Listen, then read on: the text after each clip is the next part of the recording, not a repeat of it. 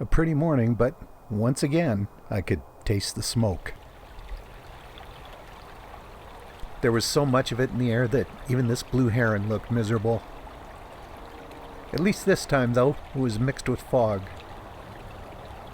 So even though it smelled like a recently doused campfire, at least it didn't burn and sting like it has through most of the smoky days this year.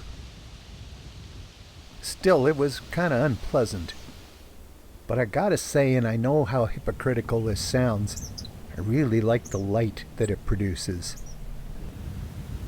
That amber tint that it has really adds to these late summer colors. Up here on this ridge between Pine Coulee and Beaver Valley, the wind was pushing both the morning mist and the smoke around. And in places where the sun was shining through the mist, it was soft. Where it hit the smoke, it was warm.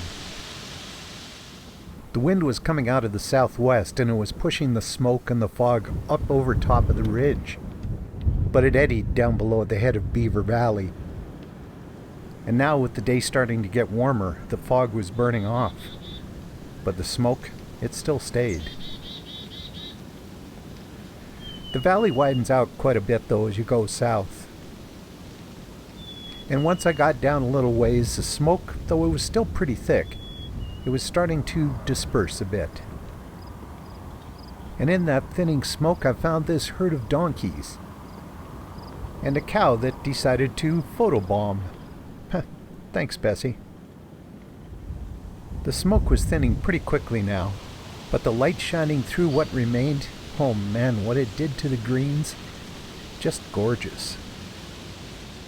And I'm sure even though these gophers probably don't even see in color, they approved. This eagle probably couldn't have cared less. These American pipits, they seemed to be more concerned with that pair of red-tailed hawks that was flying overhead.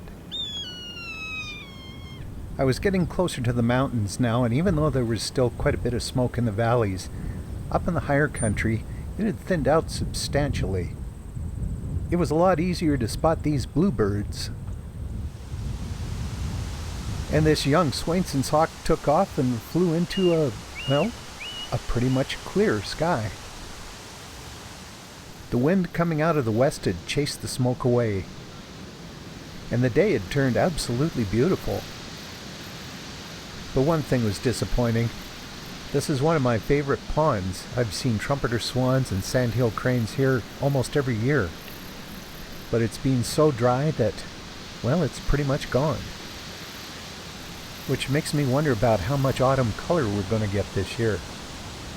I really hope the leaves don't just dry up and fall off. But if they do, there's always geraniums. They've already started to turn color.